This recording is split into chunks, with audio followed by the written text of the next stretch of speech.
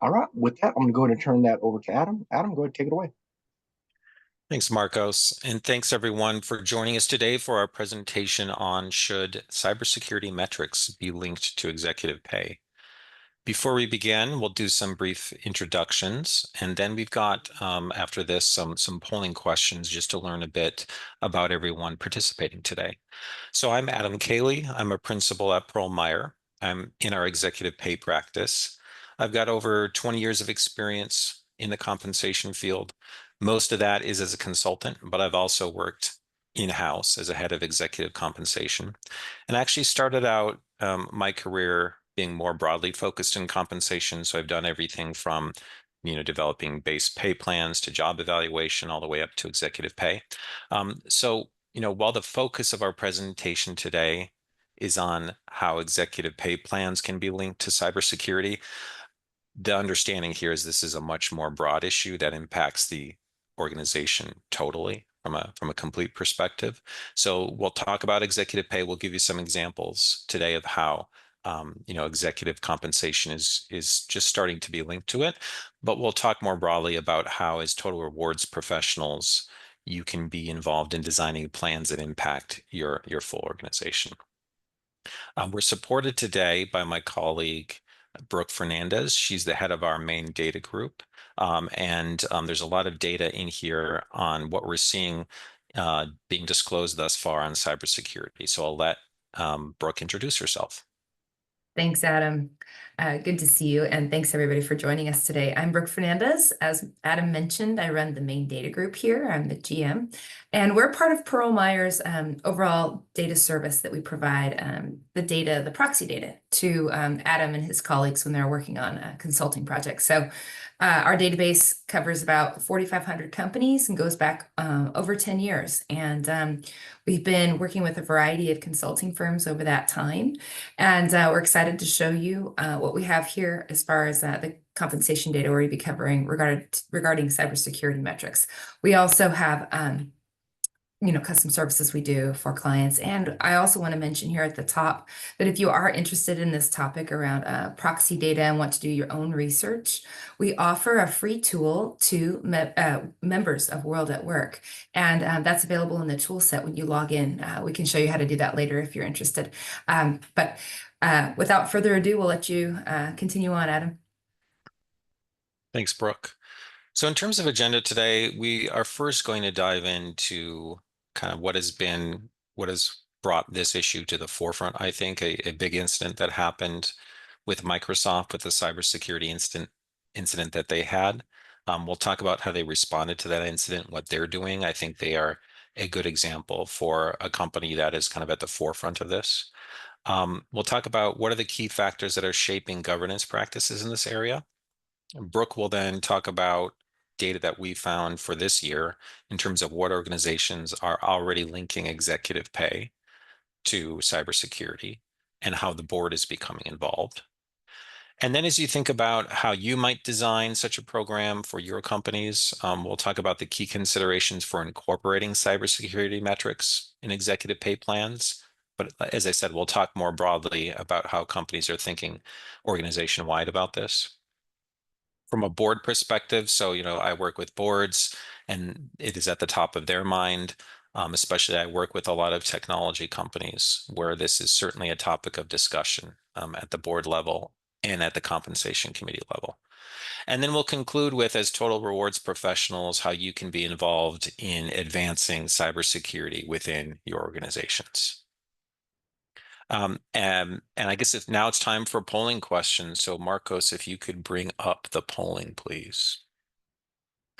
So this first question is about, it's just on a Likert scale, your impression of, does your organization have a robust cybersecurity governance framework? So ranging from strongly agree to strongly disagree. And it looks like choice 6, that's an error, but whether you agree, strongly disagree, somewhere in between, or unsure.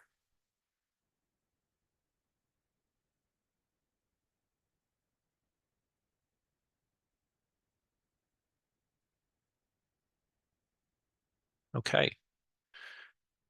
Good. I think we're seeing the majority agree, strongly agree. So I think we've kind of self-selected in this presentation by individuals that already have it pretty well under control, which is good. That's good. So next question.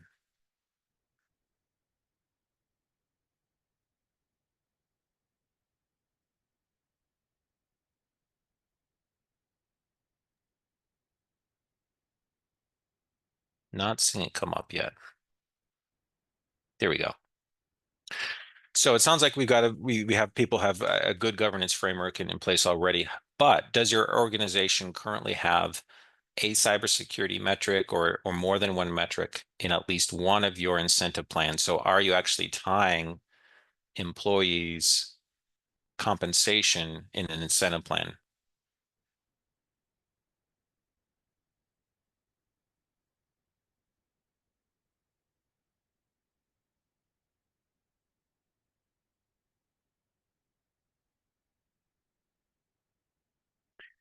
No. And it looks like there's an error that the final question was supposed to be if you aren't doing it currently, are you considering implementing a metric in the near future? Here we go. Yeah. So if you answer no to the previous question, which most people did, does your organization have plans to implement a cybersecurity metric in its incentive plans in the near future?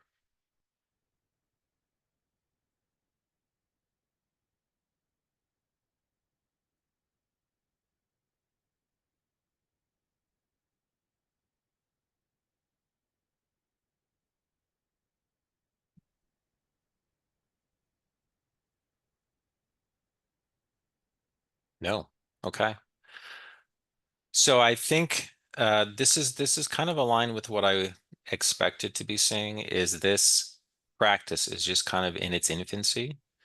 Um, I think as cybersecurity becomes, you know, in the news, as boards start to consider how much this impacts their organizations, a lot more companies are going to start to consider, linking pay to cybersecurity measures.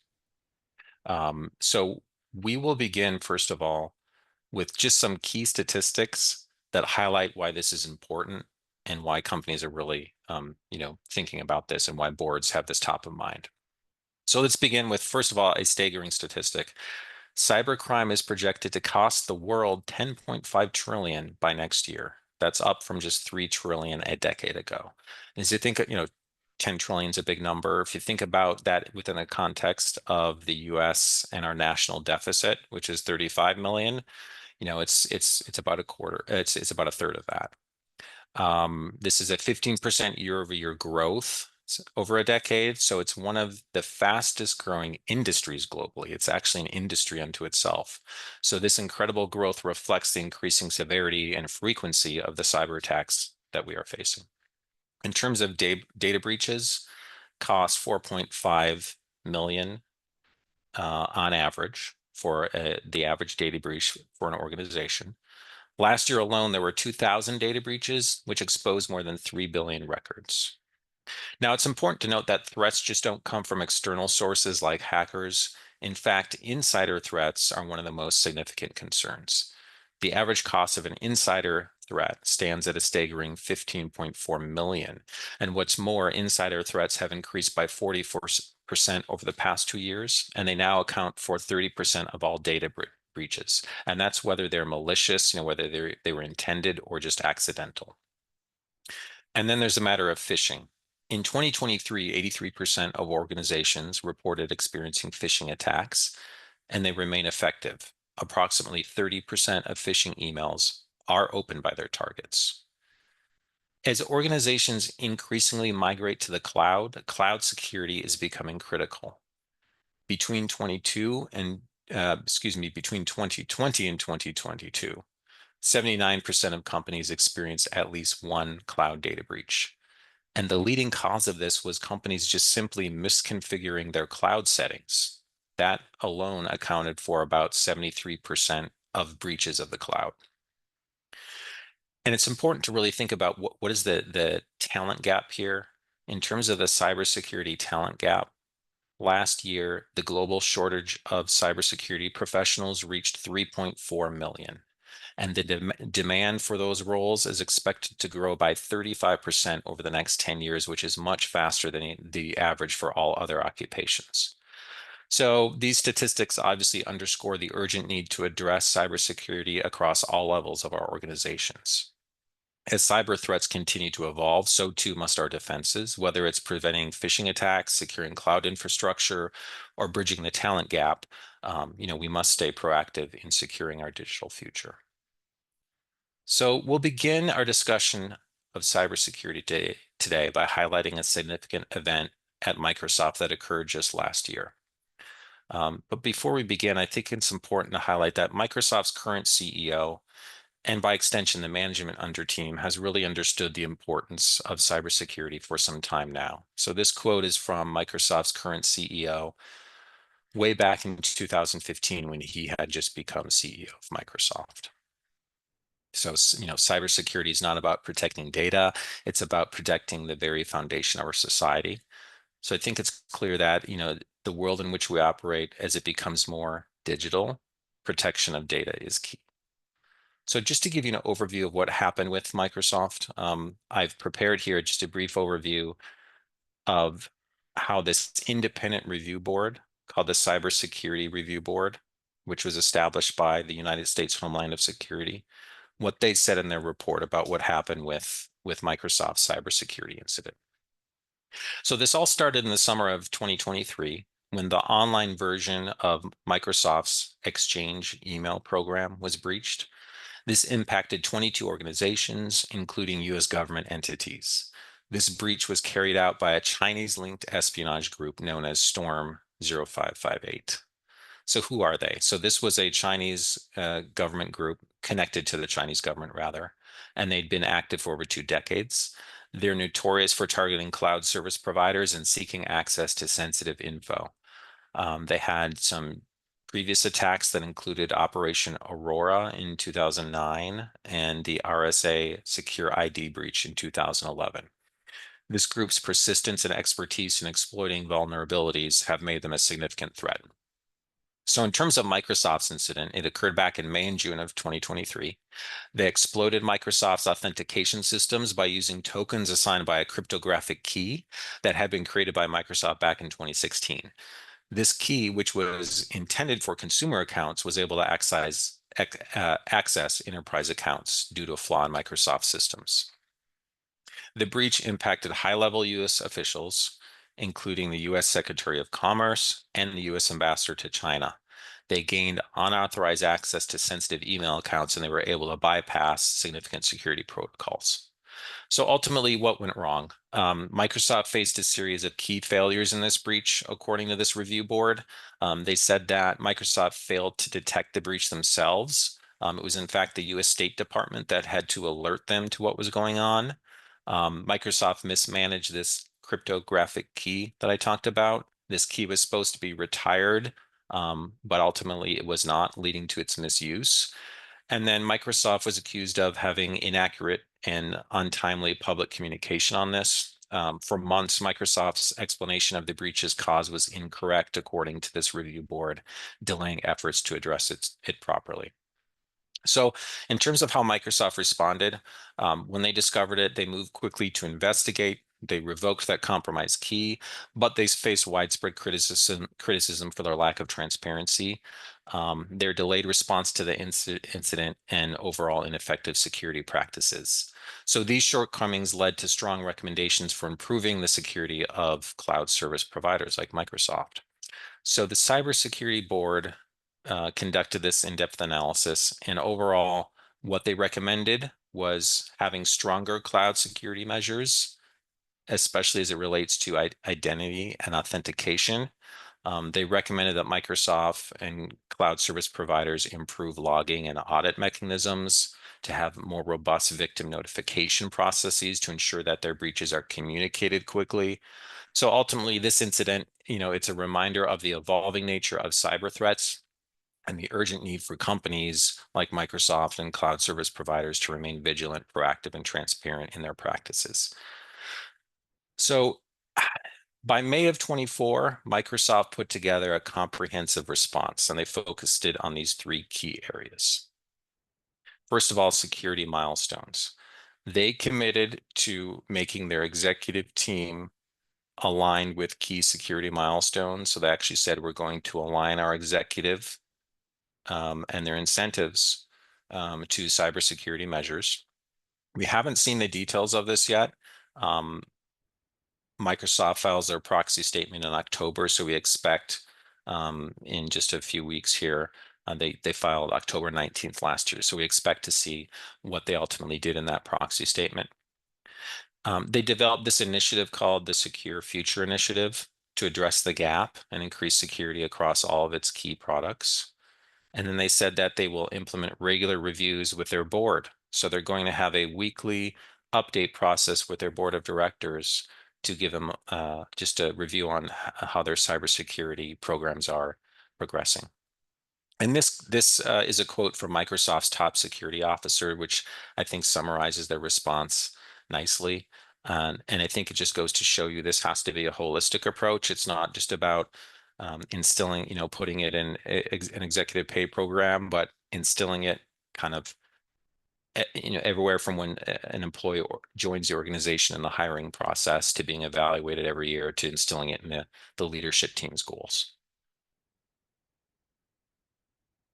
So before we dive into some of the data which Brooke will share next, I thought it was important to think about what are some of the key factors that are shaping cybersecurity governance practices, because there's a number of governmental organizations that have provided some standards for this. And when Microsoft developed their standards, they considered these requirements.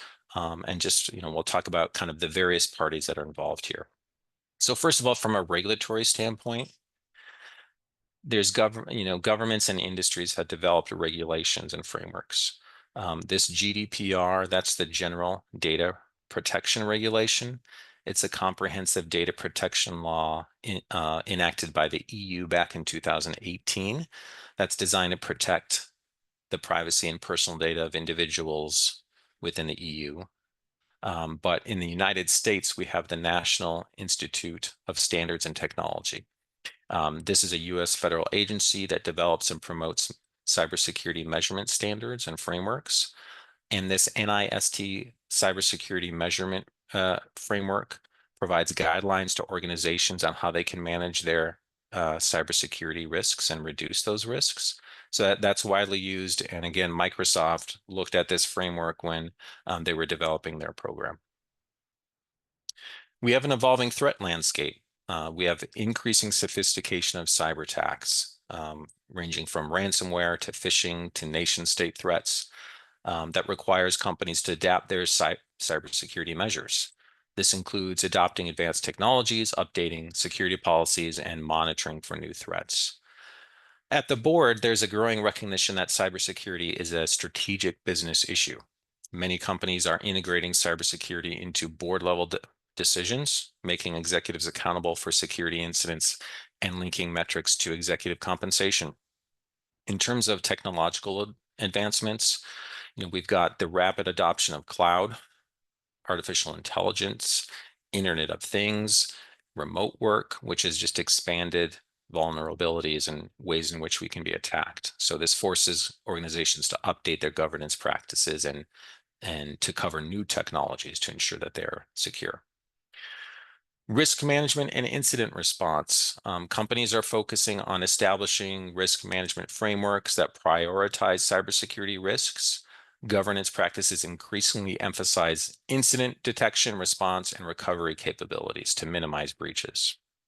In terms of collaboration and information sharing, there's a collaboration now between the private sector, government, and industry groups to ensure that there's effective cybersecurity.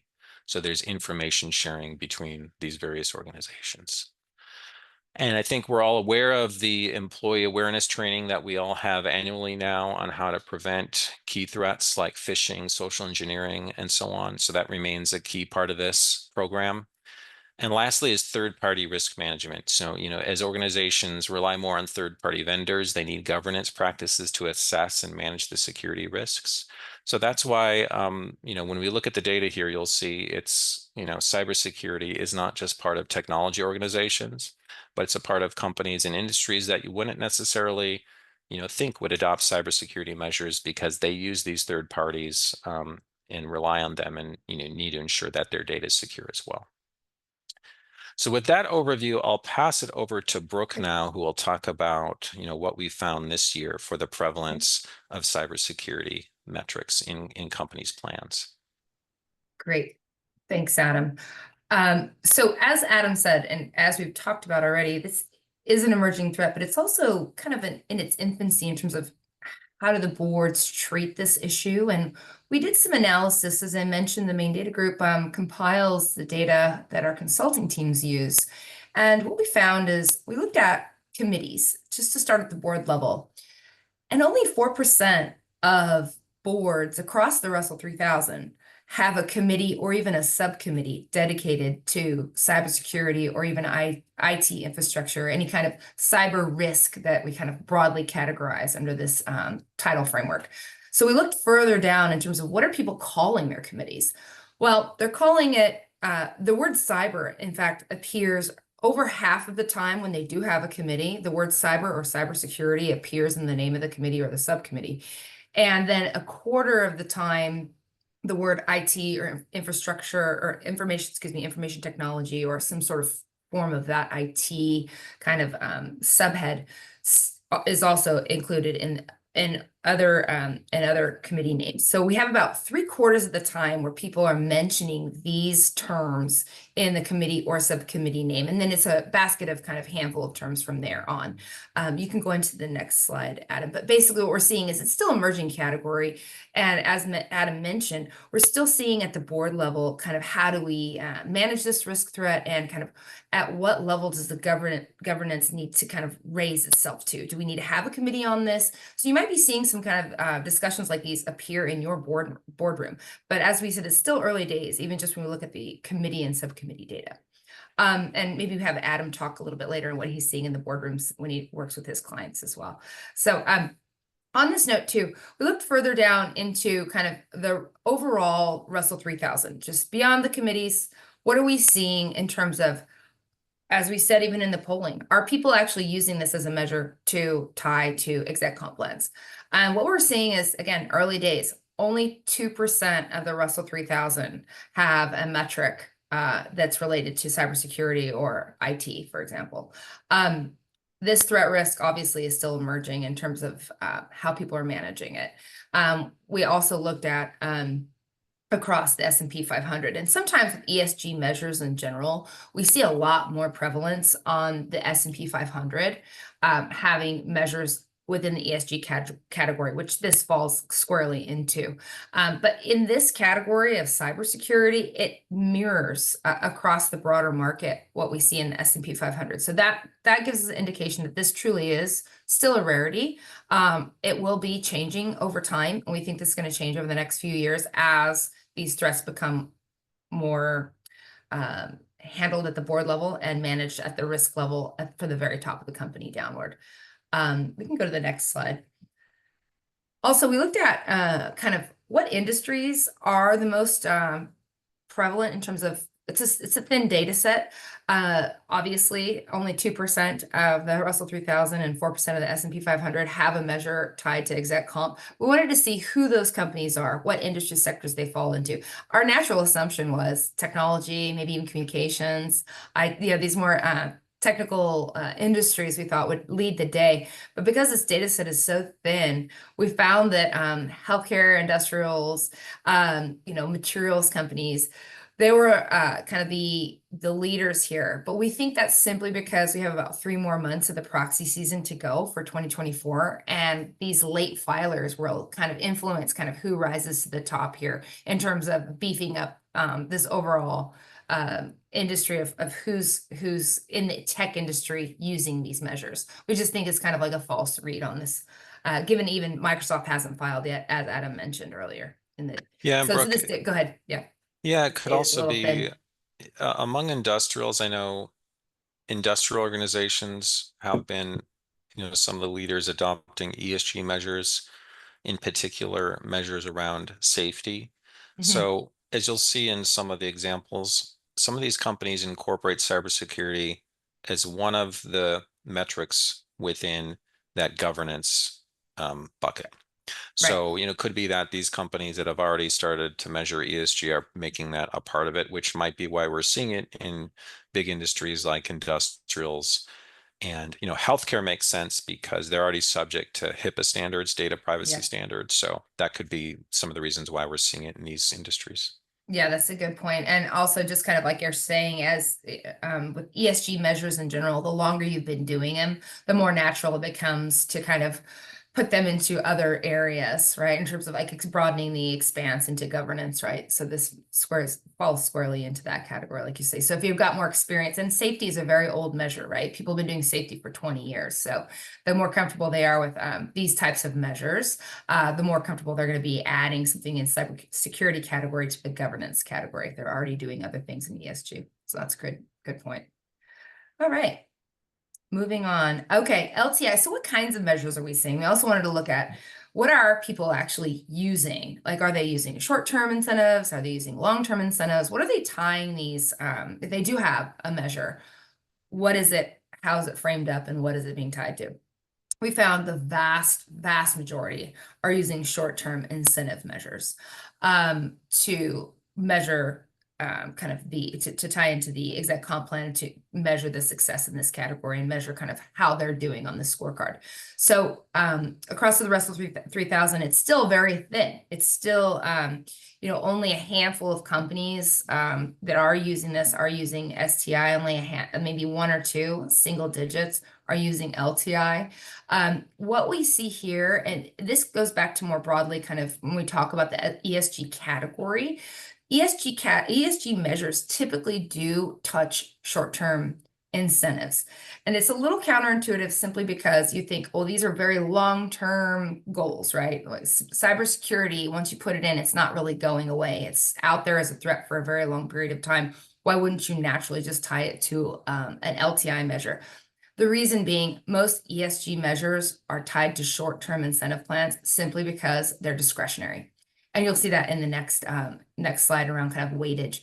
But the idea there is typically with ESG measures, because they're discretionary, they're more naturally falling into this STI category. LTI measures are typically more quantifiable, and hard measures usually kind of reserved for like profit, for example, revenue. These other longer term categories, longer term measures that are much more quantifiable and much more corporate wide are typically reserved for LTI categories. So that's why you're seeing kind of these play out in terms of why they're handled at the STI level and why they're tied to short term incentives, even though this is a long term threat, right, that people face. It's kind of a little counterintuitive there. Adam, do you have any comments on that front you want to share in terms of? No, I think as you compare like this slide where you see there's metrics prevalence across a variety of industries, but then you get to this slide and you see, well, in incentive plans, not many companies are doing it. That I think a lot of companies incorporate this in the section of the proxy statement where they're talking about, the executive team's performance for the year. So they make it as more of that qualitative performance review. But not many companies have put their money where their mouth is and actually tie paid programs to it. So, and also it's difficult to measure, right? It's like, how do I measure my own scorecard on whether I'm properly protecting my organization against a cybersecurity threat, right? It's one of those difficult kind of things to actually put quantifiable numbers against, right? Exactly. Yeah. Go ahead. Yeah, next. So we also looked at, okay, very interesting. We wanted to say, okay, are these measures also designed to be at the corporate, like broad-based corporate measure, like across the entire company, or are we looking at just business unit level measures? And what we found is mostly they're falling into what we call a corporate short-term incentive measure. So across the entire organization, are you putting these plans in place? And then again, it's kind of a discretionary approach there too. But as we're saying in the slide before, this kind of makes sense that they're going across the entire organization with these protections for the cybersecurity threats that they face versus just the business unit only.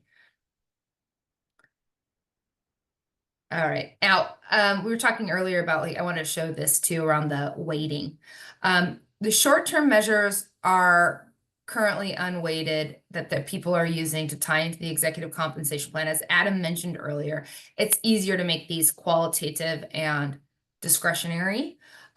So what you're seeing is, what you're seeing here is that aligns well with kind of a short-term incentive measure. The board can then say whether you did or did not. It's very discretionary. It's hard to put these measures in place that are quantifiable around something like this. And usually it's your own internally developed scorecard. We're going to look a little bit further down in the presentation around kind of how people are designing these in the proxy and kind of how what the target is, what the minimum maximum is for some plans, to give you an example of this. But these are largely unweighted measures, as we're seeing, because the board wants to maintain the discretionary nature of this and be able to say, okay, yes, we did meet it or we did not, and kind of weight the executive team on that by using like an unweighted measure and give themselves enough range to just kind of say whether you did or did not hit it. Okay. Thanks, Brooke. So yeah, in this section, we'll share some examples of how companies are constructing this when they're used as a metric in the executive pay plan. But I think before we do that, it's important to think more broadly about if you are going to incorporate cybersecurity into an executive incentive program, what do you really have to have in place first? And I think what's important here is that your incentive plan strategy and your incentive plan design cannot lead your actual business strategy and cybersecurity strategy here. So you can't just tie executive pay to this if you don't already have a strong cybersecurity program in place and if it's not fundamentally tied to the business. So first of all, first point, aligning metrics with business objectives. So cybersecurity goals should be aligned with broader business objectives to ensure that executives see them as important to the company's success, and metrics can be such metrics as breach prevention, response times, compliance with cybersecurity regulations. And then they can be linked to financial outcomes or operational efficiency. So can we quantify what the potential cost to the organization would be of a potential breach? We showed some stats of the average cost up front, but I think in your organizations, you can work with your IT heads and heads of security to get a sense of, let's really quantify this for the board to understand and the management team to understand what the potential hit could be to the organization. In terms of how you develop the metrics, it's important that they be measurable, like SMART goals. The metrics used to assess performance should be specific, measurable, attainable, results-oriented, time-specific. They should include, for example, the number of incidents detected and resolved, improvements in security, posture, percentage of systems compliant with protocols, or reducing vulnerabilities over time. And as we'll show you, there are third-party rating organizations that actually rate companies based on their programs relative to other companies. So there are companies that use a relative measure. So, risk management of, cybersecurity is important. It's also important that they not hinder innovation. So, executives should be rewarded for managing security risks while still pursuing some technological advancements that lead to growth. So in terms of the overall weighting of these metrics, when they are part of the plan, they're not a huge part of the plan. They're around 10% or less when they're weighted, because we still want the organization to take some risks, albeit reasonable risks. So, Microsoft's response was reactive, to an event that occurred. But it sounds like in the program they're developing, they're thinking about both proactive and reactive approach, which is good. You want your program to balance, being proactive about what protocols and employee training can be put in place, as well as reactive to consider responding to incidents effectively, mitigating and recovery items after a breach. Long-term focus. Cybersecurity, it's a long-term commitment, and incentive programs should reflect that. Incorporating long-term performance indicators like sustained improvement in security, consistent compliance over multiple years can ensure ongoing focus beyond just short-term goals on this. So again, we may start to see these metrics pop up in long-term incentive plans as more standards evolve on this and organizations develop a long-term plan of where they're going with cybersecurity. This focus also involves collaboration, across departments throughout the whole company. It's not just the responsibility of IT and security. It includes multiple departments like finance, legal, of course, HR, of course, total rewards, because we'll be involved in developing programs that support, the focus on this. Regulatory compliance and avoidance of fines. So companies can actually get fined for this. There's regulations like it's called the GDPR or CCPA. They're a critical part of cybersecurity performance. So incentive structures could include penalties for failing to comply with regulatory requirements or bonuses for avoiding fines and breaches. So incorporating cybersecurity into risk management. Executives should be accountable for identifying, assessing, and managing cyber risks within their organizations, and the program should reward effective risk management and the successful mitigation of cybersecurity risks. And the last two, incident response and recovery. So how well does an organization respond to and recover from a cybersecurity incident? That could factor into executive incentives. Metrics like response time, effectiveness in minimizing damage, and communication during and after incidents, they can be important performance indicators. And the last, I think one of the most important pieces, as we saw in that Microsoft incident, is transparency. Encouraging executives to maintain transparency about this, about the practices and the incidents. So implementing regular reporting on the risks, incidents, and mitigation strategies. It's becoming part of the company culture, but also reported at the board level. So in the next slides, we've got some examples for you based on the data that Brooke just showed. We've actually put together 3 examples, and these are on a continuum. So before I show the examples, let's talk about when you're thinking about how can you consider this for your organization. From what I've seen, it's on this continuum. The first is a scorecard or more discretionary approach, where again, let's say, for example, if you're a company that already has a ESG metric, and if you evaluate that using a number of factors, and at the end of the year, the management team walks through to the board its presentation of how it did on the various ESG metrics. Cybersecurity could be an important pillar of that. And in terms of how it's evaluated in the scorecard approach, it's usually as simple, did we achieve that stated goal or not? Or it could just be part of a broader discretionary assessment, which is the full ESG goal. So the advantage of this, it's a very flexible approach, but it's not a very rigorous approach. It could be viewed as lacking rigor from external rating agencies that are focusing on this. In the middle of the road is using a weighted metric where we actually assign, we want to tie 5% of our executive pay bonus to achieving an absolute goal for the organization. By absolute, I mean that it's a goal that the organization sets for itself, not compared to other organizations. So this could be viewed as more rigorous. The drawback is it's kind of difficult at this point for companies to establish a goal if they don't have sufficient history on how they performed on these metrics in the past. There could be a lot of variability in the future. So we've only seen a few organizations that have done that as we showed.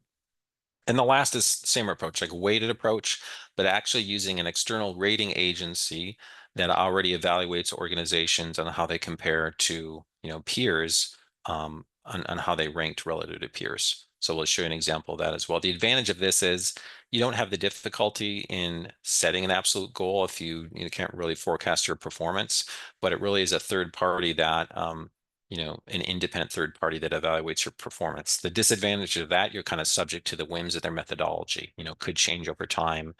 And it could be difficult for the executive team and other employees to understand because these rating agencies have, some kind of complex methodologies that, put this together. So we've got examples of each, and the first is from Abbott Labs. So you can go to their proxy statement to see this, and you'll see they've got traditional financial goals, but then under strategic metrics, they actually weighted just simply the development of a cybersecurity plan. So development and execution of that plan weighted 12.5%. So in terms of what we've seen in industry so far, that's a fairly large weighting on that. But it's a fairly simple goal, yes or no. Did they develop and execute that plan?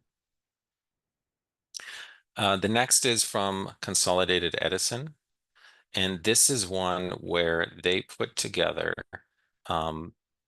cybersecurity work plan milestones. So they had a list of different goals that they wanted to achieve. And just like their financial goals and their DE&I goals and all the other ESG goals, they had a range of performance based on achieving a number of milestones. So that's a fairly typical approach for a qualitative measure, like an ESG measure. And at least gives a bit more specificity on a range of performance than just saying you achieved something or you didn't. And the last one, and this is the only example that I found thus far that uses a relative measure, which could, potentially be a approach to consider. And sorry, I know this is an eye chart, but again, there's the link to the proxy is here, and we'll provide you with these materials after. But again, this was based on an external rating to increase their cybersecurity rating by this external organization called the Center of Internet Security Benchmark. So this is a nationally recognized rating agency. So they actually, put a threshold, target, and maximum goal on increasing their cybersecurity rating. This is probably the most rigorous we've seen, right, Adam? As far as how do they measure themselves against external agencies? Just like companies are kind of setting themselves up on relative TSR, it's similar to that, using a relative measure, on how an external agency rates them. So we've talked a lot about, designing these plans for your organization, what is to be considered. But, as we work directly with boards, I'm starting to hear more and more discussions of this. Interestingly enough, I work with a lot of technology organizations, and none of the companies that I work with have yet introduced this, but they're talking about this. And it's not necessarily coming up at the compensation committee level. It's coming up at the full board level, where boards are demanding that, companies provide a governance structure on this, set clear expectations, foster a culture that supports this. The boards are looking to the level of investment that companies are putting in their cybersecurity, and they're demanding regular reports on how companies are, achieving their cybersecurity goals and how they're, responding to incidents and so on. So we've got, when we end the presentation, we end with some reference materials. If you were to think about this for your organization, and one of those reference materials is something from the National Association of Corporate Directors that focuses on cybersecurity and how boards are thinking about it. So I think most importantly, I want to conclude with just a list of the things that, as a total rewards professional, how you can become involved. I'm not going to read everything on this page. I put all this text together because you'll be given a copy of this presentation, and this could serve as a good kind of work plan as you're thinking about the various areas that must be thought about when putting together such a plan. So we talked today about executive compensation. That as total rewards professionals, you can kind of be at the forefront of thinking through, if you're to implement something for executive team, what might that look like? And I think, when I think about this more broadly, you never want to have your plan lead your program. The program has to be in place. It has to be connected to the business strategy. It'd be really hard to tie executive incentives and outcomes to this if there's not a plan already in place. So even when we look at the Microsoft example, it sounds like they're taking a kind of multi-year approach to this. And they said in that by 2025, they're going to start incorporating it in their review process for all employees up to the executive level. So it's important they, although the thing happened in 2003, they're taking a couple of years to really think through this and put together something that makes sense for them.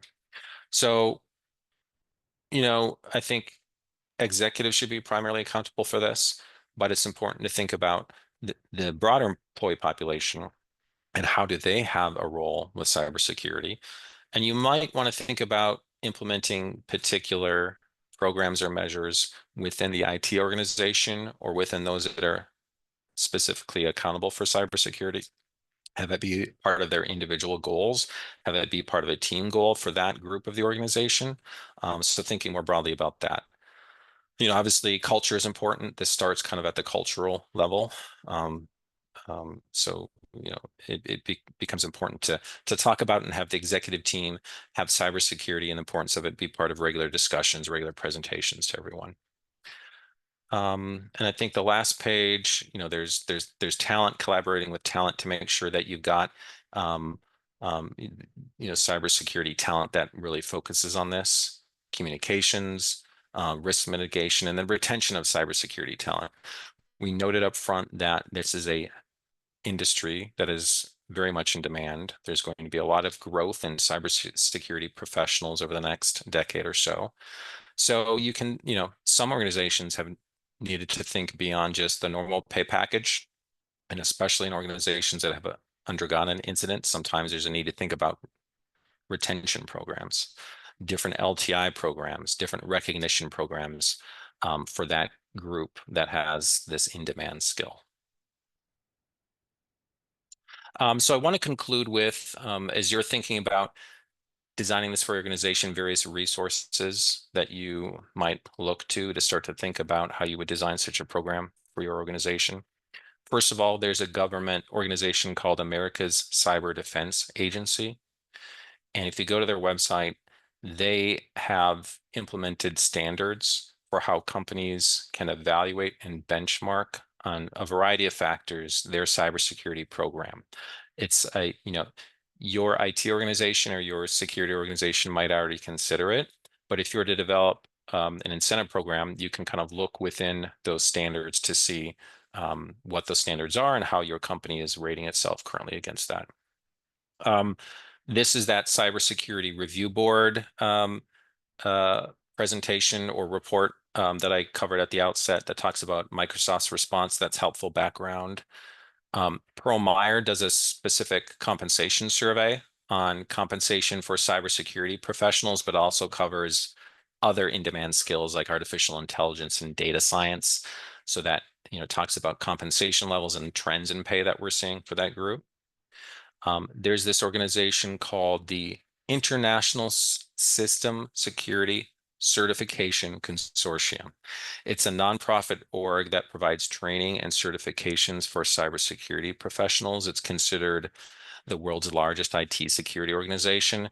So there's this report they have available that just talks about all the various facets of cybersecurity and what's important for cybersecurity professionals to be focused on. And the last piece is what I mentioned. The NICD has put out a report on a director's handbook for cybersecurity risk oversight. So, I'm sure a lot of board members have read this. So this will give you an idea of how boards are thinking about this and what they are going to start demanding that their organizations put together. The only thing I'll add, Adam, go ahead. Just really quickly on tool sets. As I mentioned at the top, many of you are World at Work members. There is a free dashboard that we have enabled for World at Work members. For example, if you are looking, as Adam was saying, into designing a metric or incorporating this into your comp plan, we have a few dashboards. One in particular is the equity design dashboard. So you can make a peer group and look at what your peers are doing in terms of how their metrics for exec comp are designed, either STI or LTI. Overall, kind of their equity packages in general. You can see in a dashboard kind of what other folks in your peer group are doing and see if they're already working on cybersecurity in your peer group as well. So you can use that tool to do that. And if you need help with that, we can help you. But just wanted to, another plug out there for World at Work members. Go into the tool set. There's a variety of resources in there on the World at Work platform for you to use that are free. Okay. Great. Well, thank you for attending today. I hope you learned something. I hope this gives you some good information going forward as you think about for your organization. But we have a few minutes left, so we wanted to pause and see if there are any questions.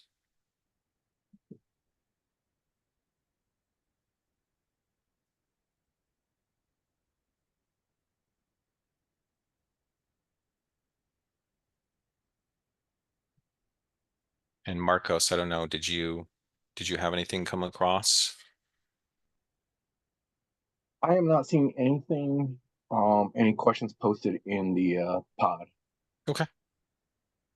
Great. I know we went right up to the end of the time, so I will give you all 5 minutes back, but thank you so much for attending. Really, really appreciate it. Thank you, Adam. again. Uh, Oh, thank wait, you, we have Adam. one more question. Sorry, we do have one question okay. sorry, I just What- was what checking is it the before we question? go. Oh. How do you assign, sorry, if we just want to take a couple minutes here with Matthew Price, how do you assign goals for cyber security to execs outside of IT? This is a good question. Again, that gets back into the corporate or business across the entire corporation goals. I would say probably, well, there are some, the Abbott Labs is maybe a good example. Even though you're, they just said, did the company put together an entire plan for preventing a cyber attack and managing this cyber risk? Did they put together a plan? Yes or no? That could be viewed as touching other executives, whether or not they were collaborative with IT. I don't know, Adam, do you have any other ideas on how Yeah, for the execs out broader of based IT? Yeah. population, I've been watching a few kind of video YouTube discussions of this amongst cybersecurity professionals, and one of the things that I saw was that some companies, simple things like, did you complete your annual, security awareness training? Some organizations put out these kind of fake phishing emails and look at how, just overall stats and how employees respond to it. There was some discussion about, making how employees respond to these phishing emails part of that, but I wouldn't go so far as to tie one's bonus to whether or not they, correctly answered this sort of phishing email.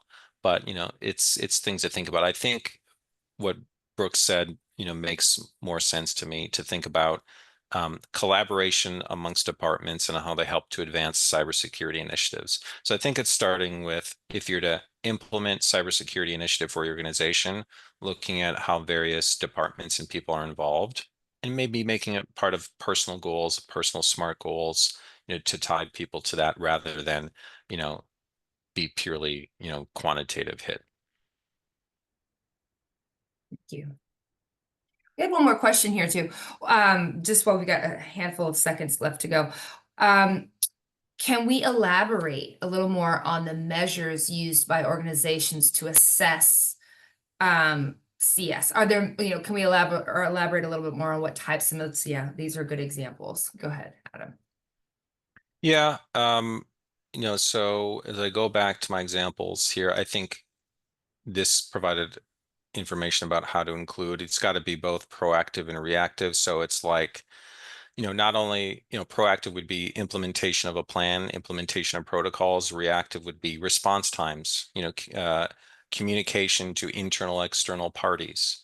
So I think it's looking at all facets of proactive and reactive and really defining those. And, you can either just make that qualitative, or like the example here with Consolidated Edison, you could based on some specific task and, refer to a number of them achieved. Thank you. And Matthew had one more follow-up just to his general kind of question around line of sight to the goal. Meaning like meaning like if you're not in IT and you're not close to this metric or close to this goal, but you're being, compensated on it, how do you, is it just more of like a collaboration internally? How do you kind of help people kind of see the progress being made on some of these very subjective measures? Yeah, if you think about, if you look back to the Microsoft example, the CEO and the executive team overall were criticized for not having, enough focus on cybersecurity within the products that they provide. So that is clearly not just an IT issue, it's an issue that is organization wide and more part of the broad executive strategy. So, there may be more line of sight in technology organizations where it's part of the product. But if you're thinking about like the industrial organizations where it may be because of a third party that they use or something, that might that might make more sense if you tie it just to the IT or the security person. So I think it depends on just how, your type of business and how that is part of the responsibilities of the team. So good point. I also thought to myself as you were talking and as we were talking about some of these measures, SOC 2 also falls into this kind of planning and execution. So for example, if your company is SOC 2 and or if you're maintaining that certification or you're trying to go for that, that's another kind of way of saying like, hey, we are a secure organization. We want to kind of goal this along with other kind of very key corporate projects. So it could be just falling in line with like other very corporate wide projects that touch on this. Absolutely. Okay. We're at time. Great. Well, thanks everyone. Thank you. Thank you, Adam and Brooke, for sharing your knowledge and time with us today. This webinar will be available for playback for up to 90 days. Simply log into worldofwork.org and access your profile. Please allow 24 hours for the playback to appear. A reminder, we are going to send you an email here with a short survey. We highly appreciate any feedback you can provide to us.